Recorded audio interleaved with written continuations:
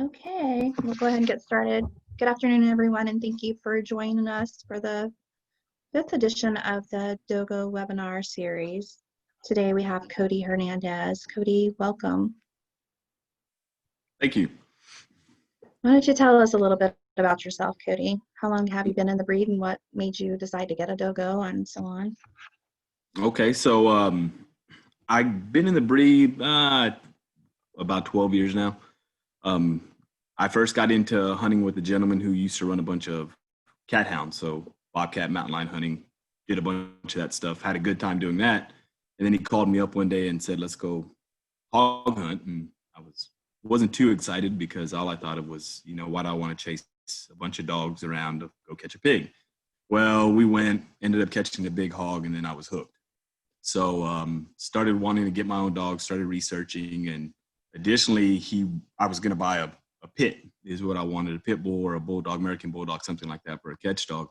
And my dad called me, and he called me and told me, you don't need a pit. And I said, well, yes, I do. What do I need? He goes, no, you need a Dogo. And I said, well, what is a Dogo? He goes, Google it. So got online, Googled it, and I was like, okay, this is what I need. Did your dad already have a Dogo by that time, or were you? No, not at all. He just found it on the internet. So started researching them, liked what I saw, started talking to some other hunters, and was lucky enough to get my first pair. And it started from there, and it's been a fun ride since. Did you import your first pair, or were they here locally? So my first pair came from Marvin Garrett over at LA Dogos. I got 2 males, and they were very nice puppies. At this time, I didn't know much about hunting, especially hunting hogs. So we took them, very young dogs, threw them in with hogs and expected them to do something, and they just went at it. They were extremely driven, really hard puppies at a very young age. I think they're about 4.5 months old. So Dogos seemed pretty easy after that pair. But really kind of never looked back after that? No, I didn't. And then I lost those 2. They caught pseudorabies, so lost those 2 at about a year old, which was pretty disappointing. They had a lot of potential. And I was able to import a male, and he was a great dog. So that's kind of where we've gone from there. What have you experienced as far as the history of the Dogo and how far it has come here in the United States? What would you say? It's definitely gotten a lot more popular. I remember when I first started, like I said, about 12 years ago, I could only find about 3 breeders that raised and bred Dogos. I'm sure there were a lot more, but based on what I could find, I couldn't find very many. Now there's tons of breeders and a ton of dogs. Just, throughout the state, throughout the nation, I've been able to meet a lot of different people. A lot of different dogs have been imported. So for a while there, when I first started, it was pretty much a consistent, if you imported a dog here, you bred to someone else. So everybody was kind of tied together. It almost seemed like they used each other to breed and produce dogs. Now it seems like it's a little more independent just because of the sheer majority of dogs available. Changed a lot now with social media, and it's just easier to find. Back then if we just didn't have that access. Oh, yes. So we'll start off with a couple of breeding selection questions and how do you choose your stud dogs as your breed bitches? If I could interject in here, Amy, you're very low, so we can't hear you when you're asking the questions. Oh, okay. How's that now? Is that better? No.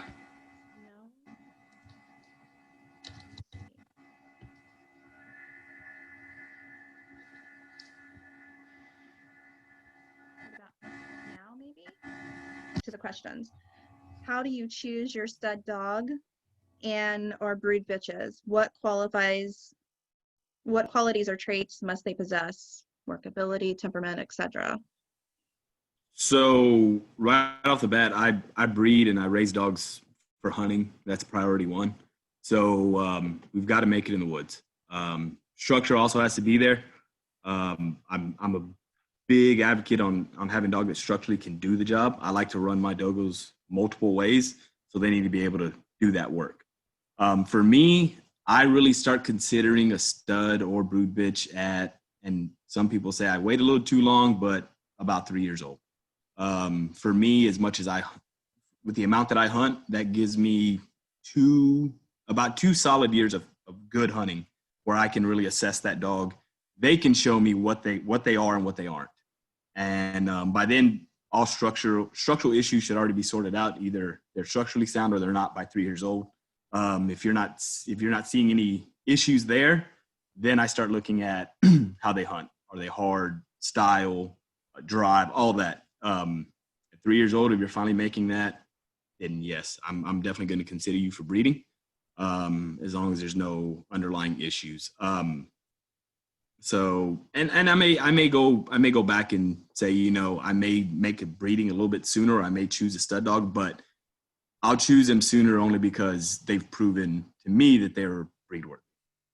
Is that the same for your females? Do you treat them the same when you're looking for what you're going to produce? Absolutely. Yeah, I hunt my females just as hard and expect just as much out of them as I do my males. When do you choose to remove a dog from your program? Again, it goes into the woods, and that can vary. I've chosen to remove dogs as young as puppies if there are any structural issues. But let's say structurally the dog is sound, we're hunting him. I can choose to remove the dog anytime from 6 months to 2 years old. I've held on to dogs that are almost 2.5 years old that were doing just enough to be considered, but not enough to finally prove it. So they never crossed that hump. They never instilled the type of confidence I need in them. So anywhere from a pup to 2 to 3 years old. Would you ever keep a dog that's just mediocre to breed? I apologize. To breed? Yes. So that's kind of interesting. So yeah. I'm a big advocate for line breeding. And with anything, when you start line breeding, if you start getting a little too tight, you will lose you will lose hunt, you'll lose size, health, structure, anything like that.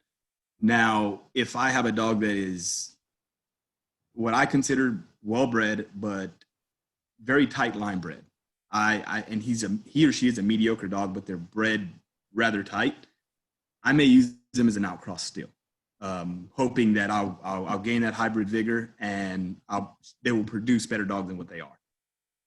Now, on the flip side, if that dog does not have that breeding back behind them, then no. Yeah, that's what I was going to ask you on the flip side of it. If a dog was just an excellent all-around dog, but then you bred it and it was producing subpar offspring, what would you do? Would you keep breeding it or just use it just to hunt? I'll give him a couple shots or her a couple shots because, I mean, if they're scatterbred dogs, maybe some crosses may click better than others. That's just, breeding. So if I take them a couple different avenues and they consistently do not produce a solid litter, then yes, I'll use them to hunt. I mean, I've got several dogs that I've hunted for years that I never bred, only because they weren't the total package to me. They lacked in certain qualities that I felt I did not want to try to fix. I know you talked a bit about outcrossing. What traits can be fixed in one breeding, or does it take several to correct it, in your opinion? So, in my opinion, and I mean, like I said, may get some people to disagree with me on this. To me, structure is something that can be changed in a breeding. Now, you won't correct the type, but you make a breeding, you could improve structure. I know I had a couple dogs that one of my old stud dogs, I can breed him to anything that I've seen so far, and it seems like he improves their structure. If I've got a female that's lacking on something, especially on their rear ends, he's definitely something that kind of improves that I've seen. But one thing that I will not go away from because it's very hard to find or to keep is drive, hunt, gameness. Those are things you can't really see. So that takes time to prove and to prove out. So structure is something I feel you can change it across. Now, will you get consistency after that? Well, that's another conversation. But I think a first cross, you can see some changes there or corrections. How do you select your offspring from the litter to keep from the litter? And how do you determine what stays or what doesn't? I know you probably keep them longer than some would, just because you use them for hunting. So for the most part, I'm very fortunate. I have a pretty good group of friends and family that we try to keep everything between us.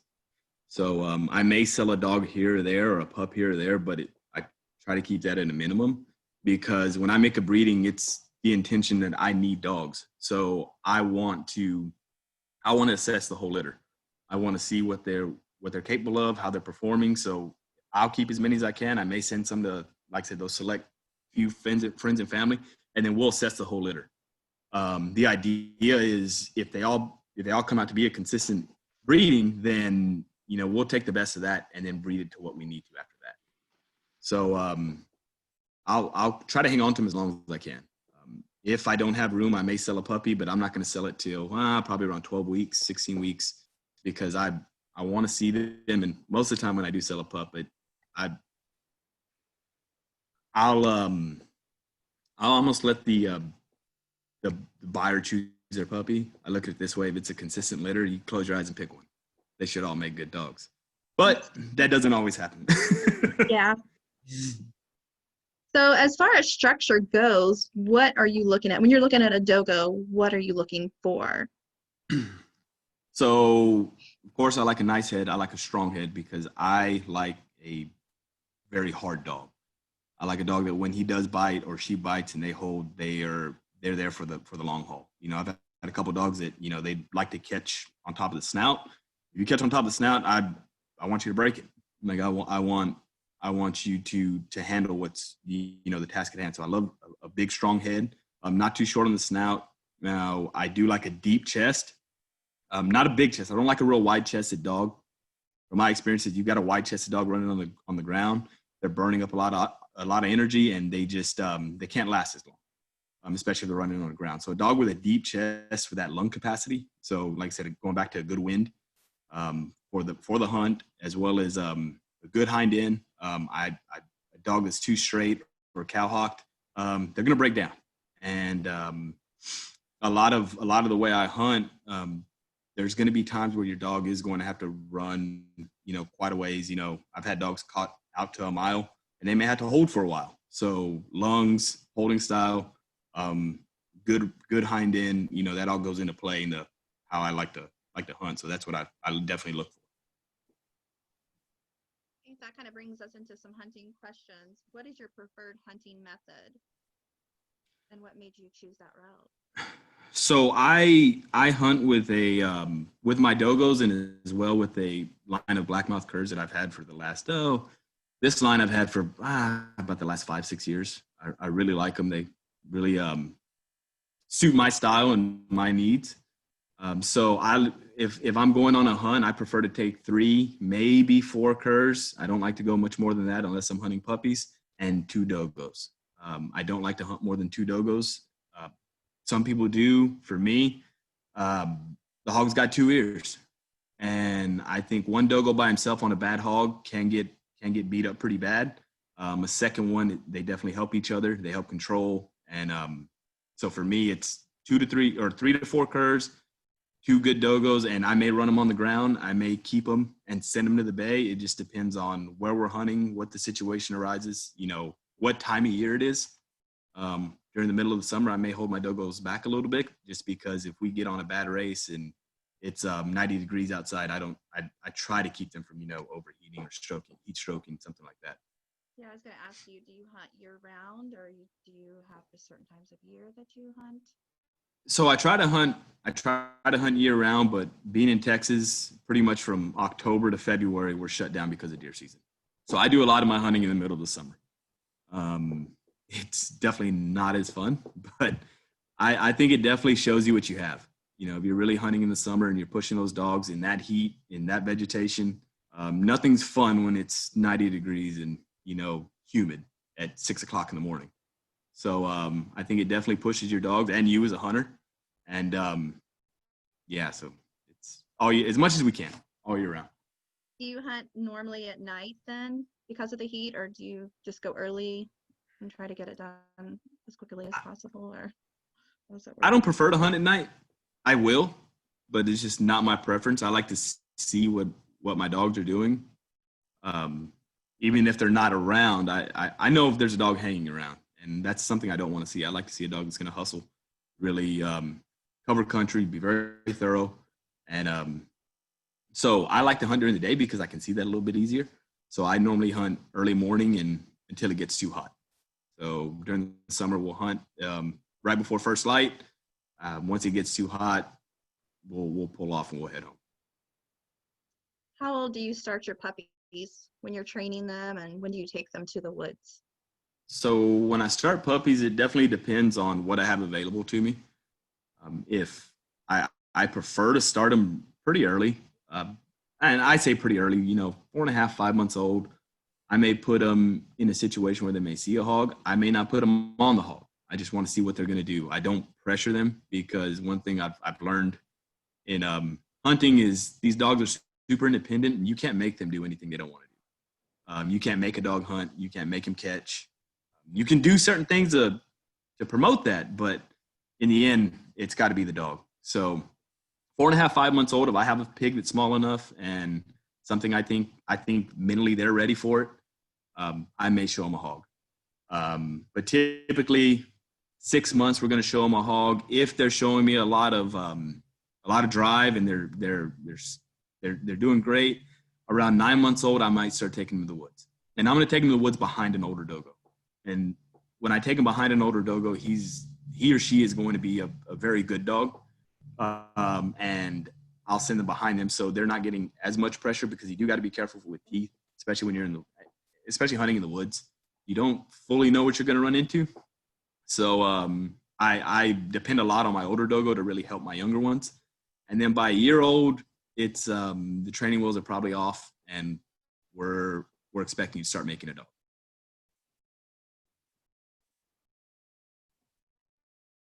I know you stay in Texas. Where else? I'm sorry? Okay. Hello?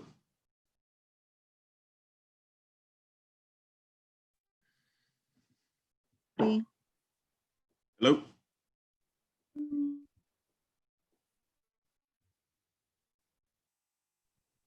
Have you hunted besides Texas with your dogos, and what's the difference that you see? How do you condition your dogs, or do you condition your dogs to hunt these different terrains? And So within Texas, I've been able to hunt West Texas, a lot of hills, a lot of rocks, very tough on dogs.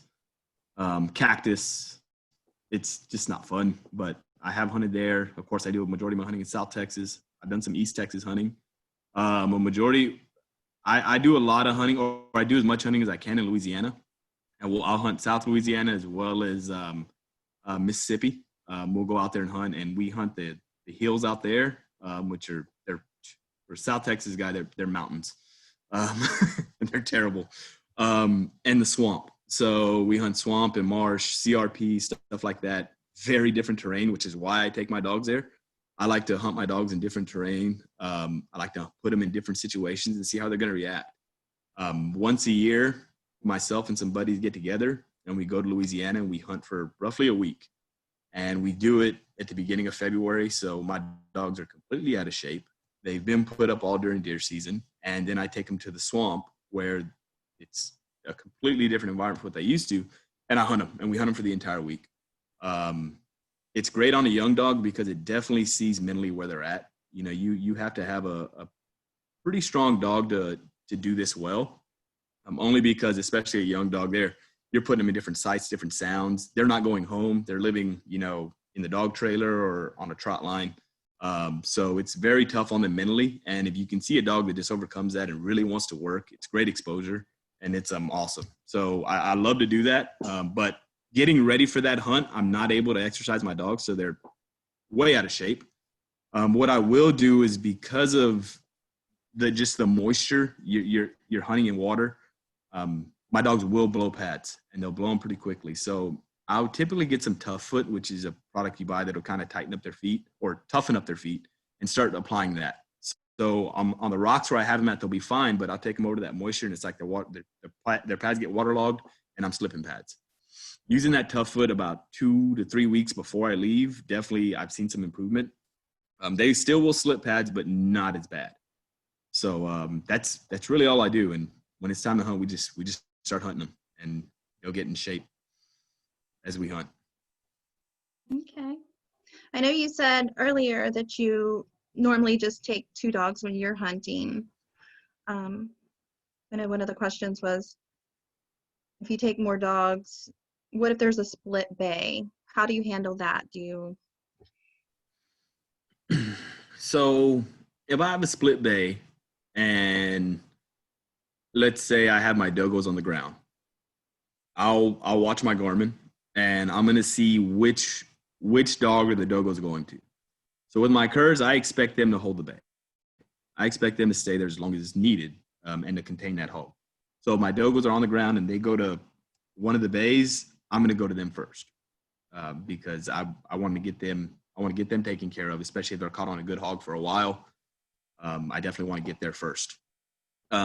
If let's say, for example, I've got a split bay and both my Dogos leave and I got one young dog going one way and the older dog going the other, I'm going to go to the young dog.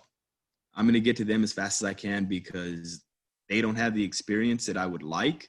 And it's good work for them, but I'm also going to want to go to my young dog. I expect my old dog to do their job.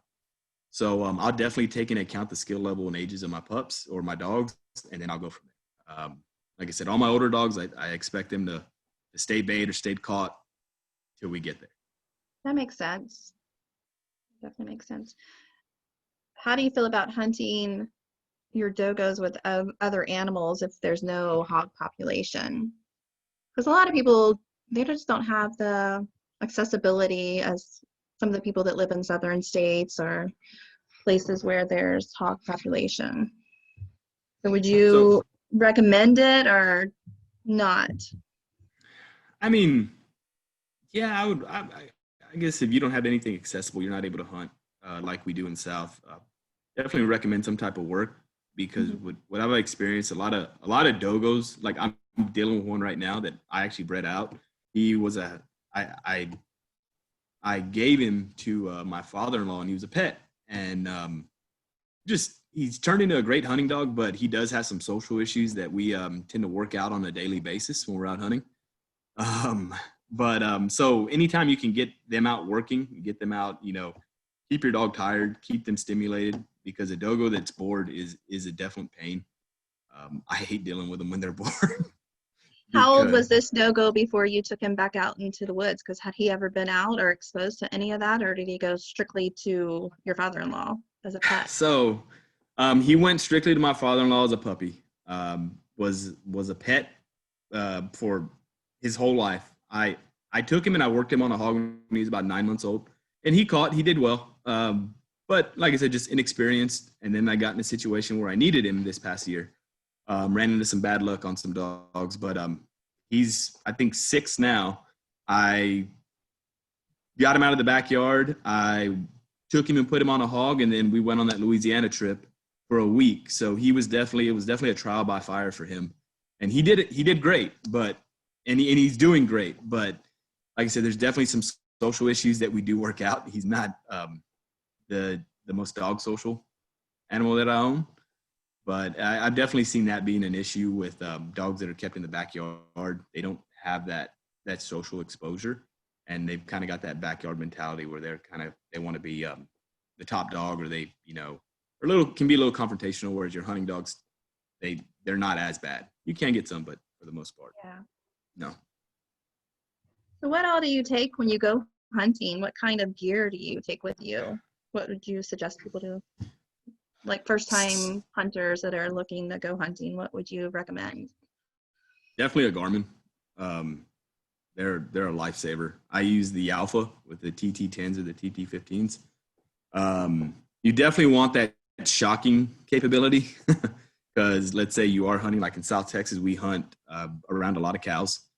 If you do get a dog that catches a cow, you need to be able to get them off rather quickly. For the most part, the shocking feature on the Garmin will work. Sometimes you have a rather hard dog, and if they catch a cow and you can shock them all you want, they don't care. They're doing their task, which is great. You like to see that in your dog, but then you have a different problem altogether. So definitely a Garmin so you can track and train as needed. Especially if you get on a bad hog and your dog's caught and it's silent, you're not going to hear anything.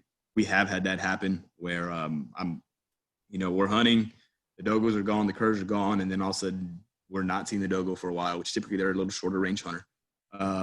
We check on the Garmin and they're not moving. We start getting to them and then you can hear the brush break and you can see where they're caught on a good hog.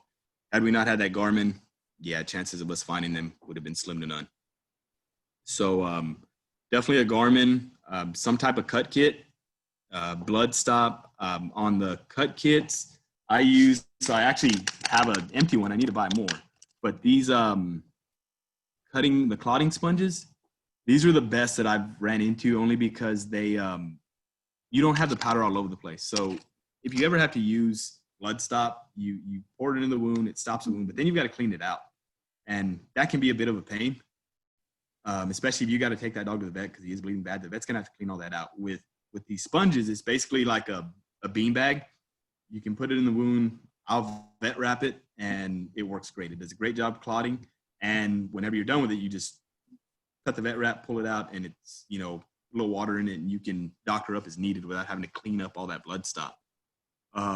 That's definitely a fun tool that I've had, or a nice little tool that I've had. Hemostats, I do like to keep a couple of those on hand. You do get an artery cut, you can get up in there, pinch it off, and get the dog to the vet as quickly as possible. I do like these staple guns here. I think it's the Shoreline. The other ones I don't like. They don't rotate very well, and they're not very strong. These ones rotate really well. As you can see, this thing rotates, so if you need to get in a weird position or it's in an awkward location, this definitely helps with that. So I definitely keep a staple gun, cut kits, vet wrap, blood stop. I'm trying to think of what else I keep on hand. Sometimes I'll take like a glucose or gel in case I get a dog that's getting a little hot, or he's cut down pretty bad and he's losing. Try to help boost that the sugar in their blood, just to kind of keep them from going into shock. I will keep that. And I also keep on my Garmin's, I like to use these covers. So these covers protected. The problem with the TT15s is the way it is you've got your housing unit and then you have your GPS. They're not connected. There's one string that connects both of them. When you break that string, your collar doesn't work. And now you got to pay, I think it's $150 to send it in the Garmin to fix it. This protector here protects the housing unit, but then it also protects that cord, that GPS cord that connects the two units. I think it's a poor design by Garmin, but who am I to say? Those have definitely saved me a lot of money because they're not cheap, but I haven't had an issue since I've got them. So I got them, I think it's Swamp Dog. You can get them online. I think they're about $40. They're definitely the best protectors that I've used. And I won't put my Garmin on without one of those on one of my dogs, because it seems like when I do, I'm going to break one. It's just my bad luck, I guess.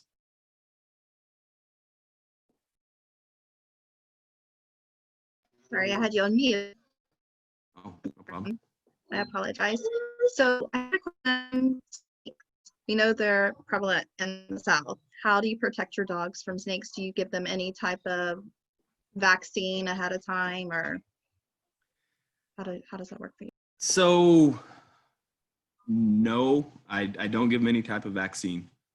What I do keep on hand as well is some Benadryl and Dex.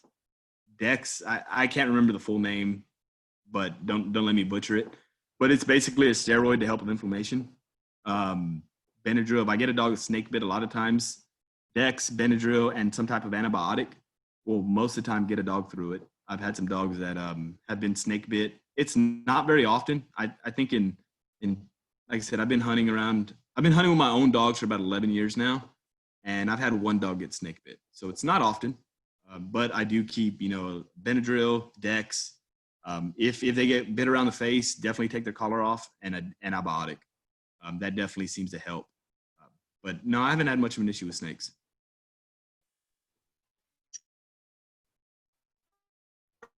We'll hear the term. That means to you, that term. I'm sorry? You cut out. Oftentimes you might hear the term proven in a hunting dog. What does that mean to you, Cody? When you So hear that term? some of my friends, some of my good hunting buddies and I have that discussion. And if I quote him, it's the dog's proven when he's not around anymore. So basically when the dog's dead, that's when they're proven. So they're always, in his ideas, they're always improving. They're always getting better. And of course, once they're dead, they get even better. So they might have been a good dog when they were alive, but then when they're dead, they're great dogs and they're super proven. So for me, I won't, if I'm going to say a proven dog, I'm looking for a very consistent dog, a dog that day in and day out, I know what they're going to do.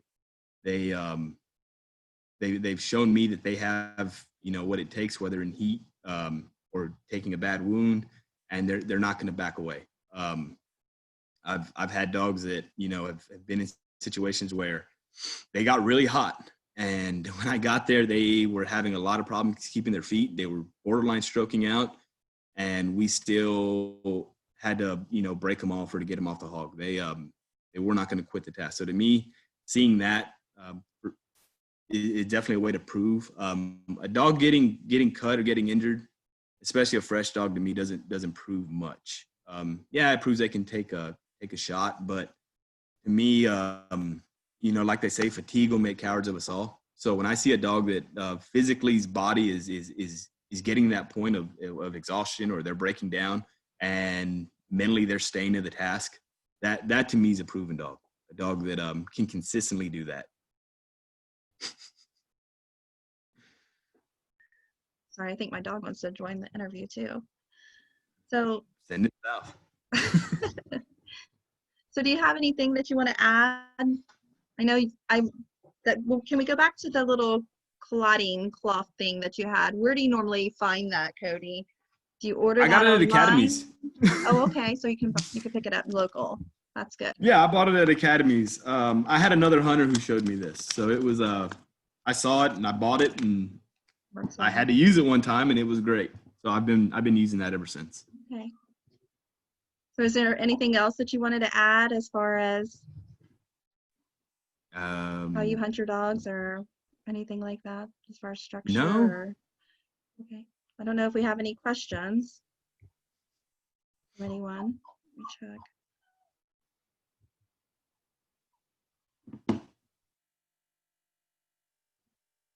Does anyone have any questions for Cody today? It looks like we're making it short and sweet. That's always good. Yes. Enjoy My kind of your meeting. Sunday. Let's see, there's stuff popping up. What is your favorite hunting style? So for me, I like to cast hunt. The way that I hunt in South Texas, we hunt. South Texas, water rules all. So if you have water, you have animals. Especially in the middle of the summer, hogs are not going to get very far from water. So what I prefer to do is I like to drop my dogs, Dogos and curs, or just my curs, and hunt around water and let them go out and hunt.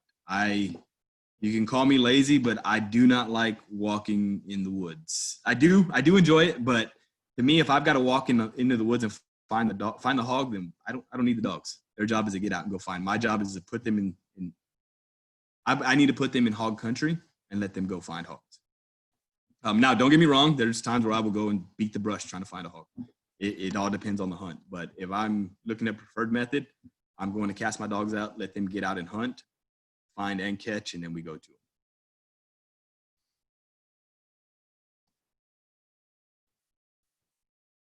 Have another.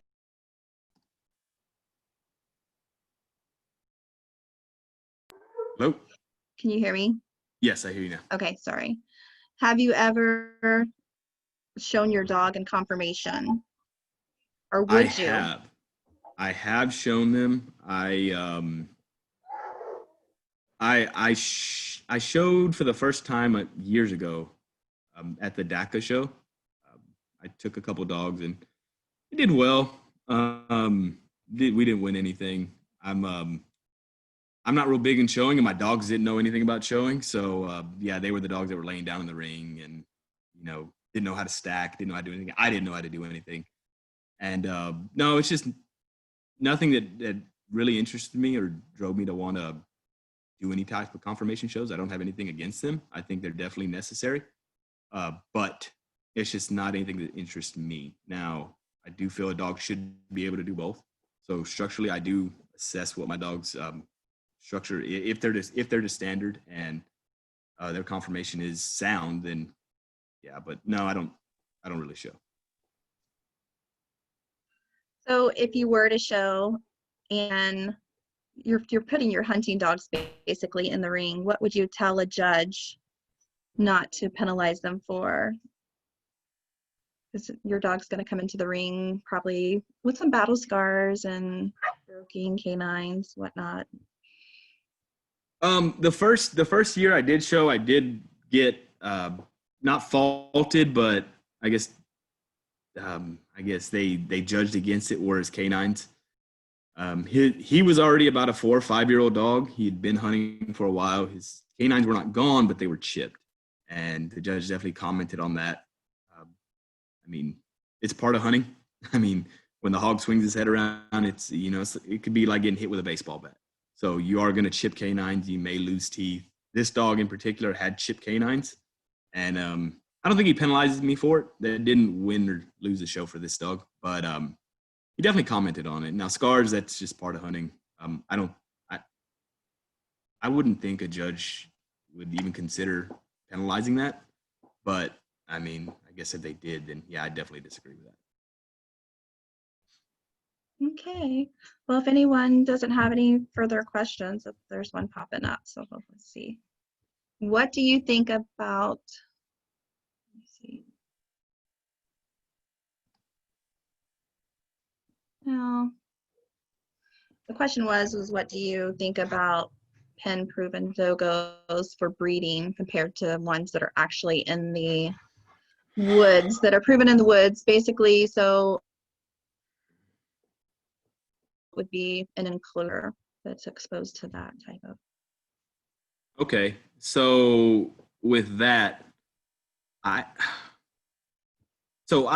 really critical on my dogos as far as hunting style, holding style, hardness, stuff like that. So there's even woods dogs that I've seen that were considered proven that I just didn't like. Now this is all my preference, and like anyone else, you have your own preferences, your own expectations of what you want. To me, you throw a good dog in the pen. I won't throw one of my proven dogs, if I call it a proven, but any of my grown dogs in a pen with a hog. That serves no purpose to me. The only thing that I'm going to do is possibly get my dog hurt or killed, because if I'm doing any type of challenge, it's going to have to be with a bigger hog. You can do something like that for a puppy, but to me, putting a dog in with a hog in a pen like that doesn't prove anything, because a lot of times you're throwing in a fresh dog.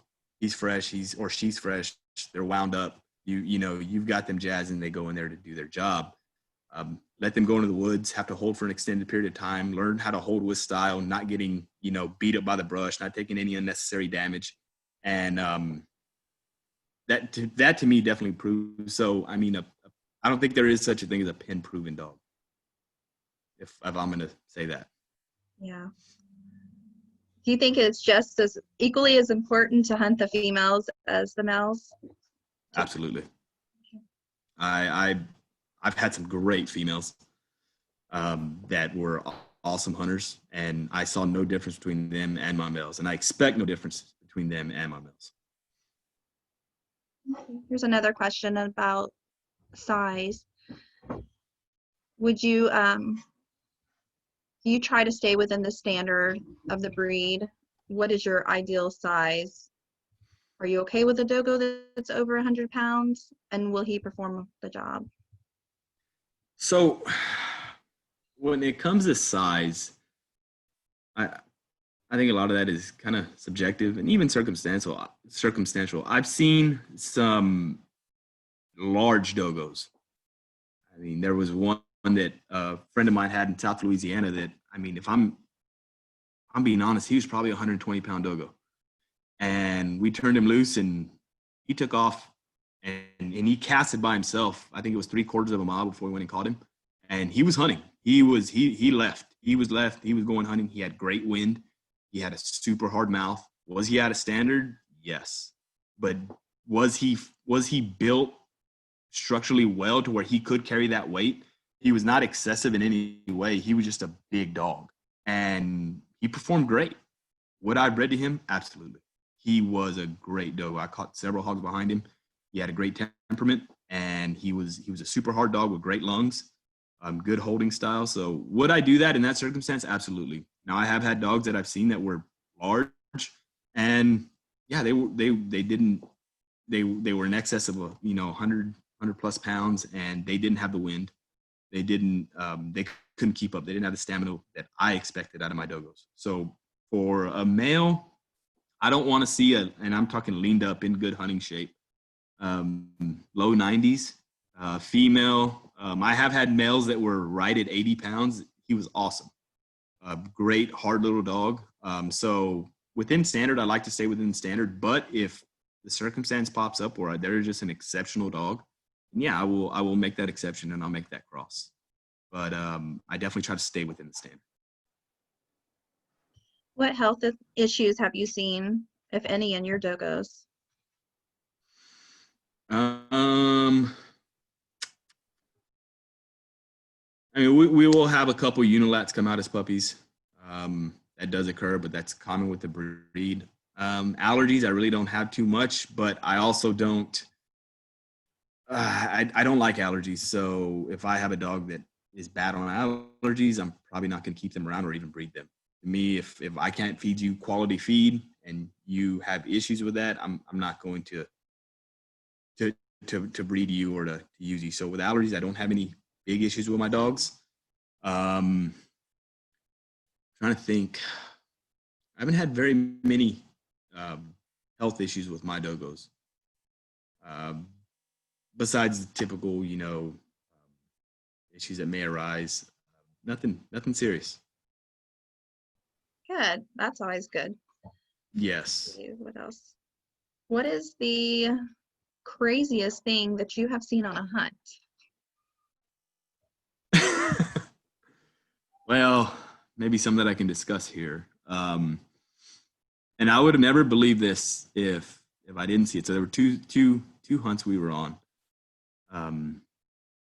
I was hunting down here in South Texas, and we dropped the dogs, and I dropped curs and dogos all at once. And they took off about 300 yards. I guess if I'm facing true north, they took off about 300 yards to the east of me. And I heard a quick yip, and then the race was on. So I'm watching the Garmin, and I can see the dogos going. I can see the curs going. They're all going that direction. And then it just starts sounding really weird. I hear one of my dogos there, and he was a very vocal dog to begin with, but he was screaming like he couldn't get to something. And I was like, well, that's kind of weird. And the curs were baying, and he was making this weird noise. And for a second, there was a buffalo out there, and we had a few run-ins with him. I was hoping we didn't run into the buffalo, but we run up ahead, and there's a hog trap there. And in the trap is about a 200-pound boar hog. And one of my dad's females, Dogo, had managed to get her way in there, and it was a 4x8 or 4x6 hog trap. It was a small hog trap with the swing doors, and she was in there, and she was caught. And when we got there, she was upside down on his back, and he was slamming her into the top of the pen.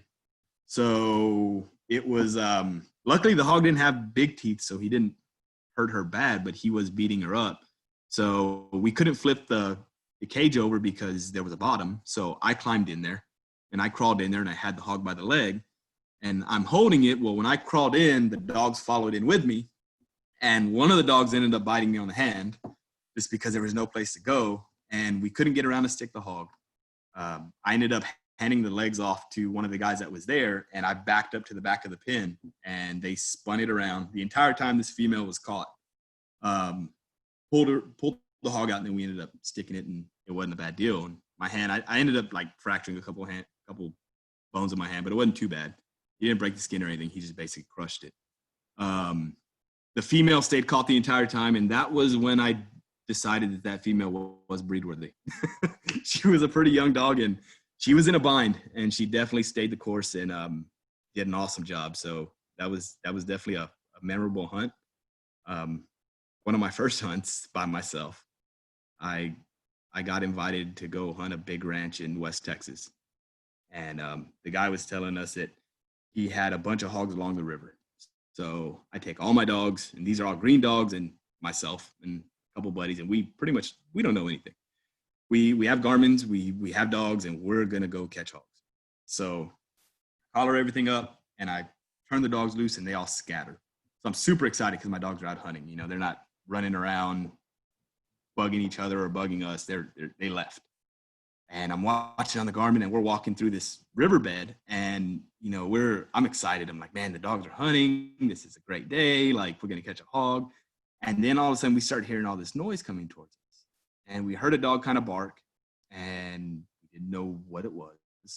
And I'm looking at the Garmin, and I can see the dogs coming to us. And I'm like, all right, the dogs are coming to us. I wonder what's happening. We could hear it. It was a lot of noise coming through this riverbed. And before we knew it, about 50 to about 75 head of sheep came running down the creek with us. And all the dogs were chasing them. So before we knew it, we had dogs that were bayed up on sheep. One of my Dogos was caught on the sheep. He had it by the ear, which the sheep was fine. We ran over and got the Dogos first, and it was just a huge mess. So I felt terrible because the dogs, they didn't hurt anything bad, but we were harassing them. So we got done with the hunt. I went and talked to the owner, and I was, tail between my legs, like, hey, my dogs caught your sheep. And he started laughing, said they were wild, and said we should have caught all of them. So I wish I'd have known that before we went, but that was definitely a pretty funny moment when we saw those sheep come running right by us, and the dogs were chasing them. And yeah, it was a big mess. You never know what you're going to run into on a hunt, that's for sure. Never. Yeah, Never. There's always the unexpected surprise. Let's see, what else do we have here? Temperament. Let's talk about temperament, because I really don't know if we really got into that too much. Tell me what you think about the temperament in the Dogo and what you expect it to be. So, like anything, it definitely depends on the line that you go with. Some Dogos tend to be a little hotter than others, and that could be the line, that could be, the dogs. For me, temperament-wise, I don't mind a hot dog that can be a little dog aggressive, but definitely keep it within reason. In the yard, if you want to be ornery, I don't let my dogs run around and play with each other anyways. Puppies I will, but grown dogs, I'm not going to turn two grown dogs loose in my yard. To me, that's just, especially two males or same breed dogs, because someone's going to want to be king of that mountain, and I don't want to have to deal with that. I've dealt with it before, so I just avoid it altogether. So in the yard, I don't mind if you are a little hot, but when we go to the woods, that needs to stop. We're here to do a job. If it turns into I am disciplining you more than I am enjoying my hunt, then we're going to have issues. But for the most part, if the Dogo's socialized properly, I don't see much issues. Like I said, the house dog I have right now that I'm hunting, that he was a house dog, yeah, we run into little issues, but as long as we're hunting, he's to task, and I can deal with that. His litter mates, no issues. So, I mean, if properly socialized, I don't see any big issues with temperament issues with a Dogo. I'm sure there's going to be circumstances where it can be a bit excessive, especially dog aggressiveness. That's what I see more than anything. Human aggressiveness, I hardly see. Most of my Dogos and most of the Dogos I've been around, there are a few exceptions that I have seen, but most of my Dogos are pretty human friendly. They want to come up and get in your lap. So that's a nice thing, and I won't keep anything around that isn't, because I hunt with a lot of different people. With a dog that is unsure or lacks confidence or is kind of leery of people could be an issue, especially whenever we're in a hunt and I need a stranger to grab the Dogo. I don't need you to turn around on it. I need you to continue to do your task, and if he pulls you off, you're fine, or she pulled you off, you're fine. So temperament, definitely human aggression. I don't see it very often, but I won't stand for it either. And then dog aggressiveness, I think it's all, if you're able to socialize them well, you don't have much issues.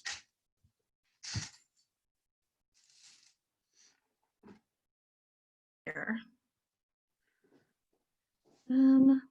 I know you kind of went over the gear that you take, but is there a specific type of vest that you like to use or a cut collar? Do you prefer one over the Yes. other? So we can talk about this all day because, like I've said before, I definitely have a I put a big emphasis on holding style. I like a dog that can hold with style that doesn't get, I mean, your dog's going to take bumps, you're going to take bruises, but a dog that is smart enough to maintain his catch, but also not take any unnecessary damage. A dog that, I mean, is kind of funny to say, but a dog that's thinking while he's caught, that knows how to handle a pig. A dog like that's definitely something I look for. So I like to run all my dogos. I run in a plate, so the Aussie style plate, but all I'm covering are your front shoulder, basically your shoulders up.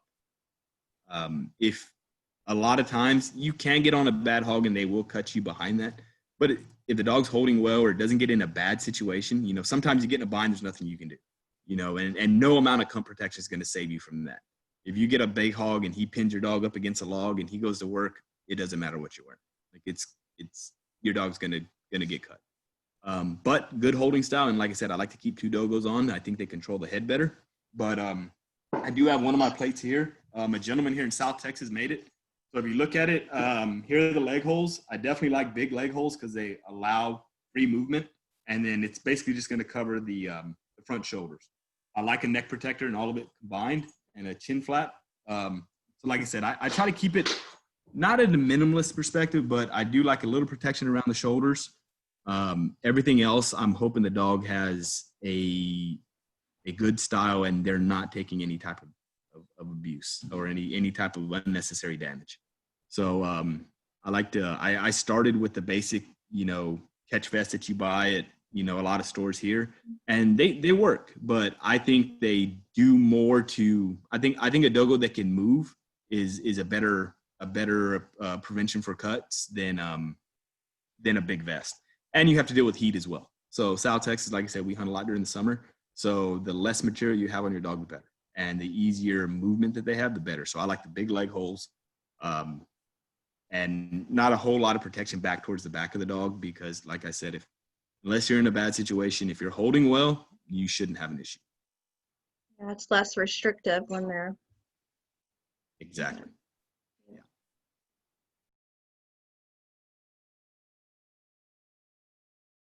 You're cutting out again, or you're muted. Do we have any more questions from anyone?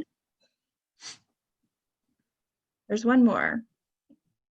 Can you give any trash breaking pointers? Because I know you said that you've had the issues with the sheep and the cattle and things like that. What would you do, or what would you suggest to people who are getting out there hunting? How do you trash break your? So I do not begin trash breaking a dog until they're on hogs. And this is personal experience. I've done this myself, where I take a dog out and, they want to go after the cow. And I'm like, no, I'm getting after you. So the dog thinks that, in my mind, the dog thinks that, chasing stuff is no good. And I'm not allowed to chase stuff. And that's really the opposite that we want. So I will not trash break a dog until they're on hogs and they know that it's okay to engage, because I want to be able to pull you back. I don't want to have to push you forward. With my hunting dogs, I want to, like I said, I want to be able to pull you back. I can't force you to do anything. Like we said, I can't force you to hunt. I can't force you to catch, but I can kind of help you pull back. So first thing, I will not trash break a dog until they know what a hog is and they're catching. My wife's chickens probably hate me because I let them run around with the chickens when they're puppies, and they don't get to run around when they start catching chickens. So they, I don't scold them for that. If they catch chicken, I go and pick them up. I go put them up. I'll pet them up. I'm not going to reprimand them for that at all, because they're at this age, they don't know any better, and I don't want to pull them back from anything. Now, when I do start trash breaking them, I set them up to fail.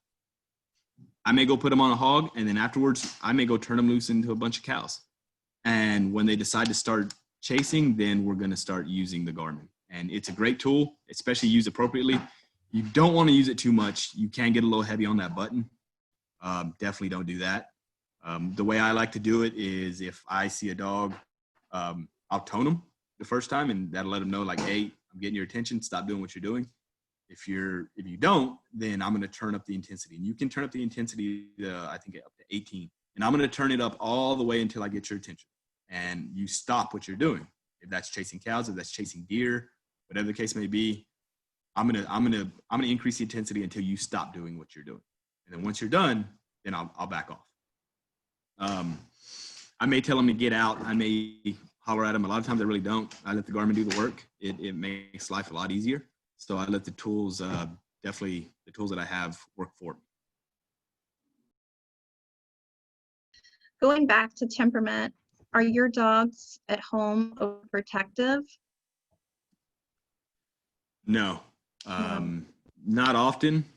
Like I said, I have some that may be a couple of dogs, and that's my fault. They may be a little leery of strangers because I haven't socialized them around people enough. But no, I've never had them overprotective. They may, I have had some situations where my dogs didn't like certain people. And I kind of trust my dogs on that more so. But no, I haven't had any big overprotection issues. Like I said, as far as people aggression, I don't see a lot of it. That's just me. Very good. Does anyone else have any questions, or is there anything else you would like to add in closing, Cody, before we hop off of No, here? I definitely appreciate the opportunity. I hope I gave some type of information. I don't know what, maybe learn what not to do. No, That's definitely, absolutely. so that's one thing I will say. If anyone's looking to get into hunting, hunt with as many people as you can. I've learned more of what I've learned some great things from a lot of people. I've been very fortunate enough to be able to hunt around a bunch of good dogmen, and these guys have put me years ahead of where I would have been by myself. But I also hunted with other people that showed me what not to do. So definitely, anytime you get an opportunity to hunt with somebody new, definitely take that opportunity. Even if you don't bring your own dogs, go hunt with them and just watch what they do. You can either pick up great tips or pick up what like I said, what you would never do. I've been hunting with guides and watched them do something and said to myself, I will never in 100 years do that. Like, that is the worst idea I've ever seen. But you saw the reaction of what happened when they did that. So you still use it as a learning moment. Definitely hunt with as many people as you can. I mean, like I said, any time in the woods is good times. You're definitely learning. You're always assessing your dogs. When I'm hunting, I'm always paying attention to what they're doing. Little details, how they're acting, how they react to certain situations. It's definitely something I'm always focused on. So anytime you can get them in the woods, it's definitely a great time. Okay, well, we thank you for joining us today, and thanks everyone for attending. So Thank have you. a great afternoon. Thank too. you. Thanks. Bye.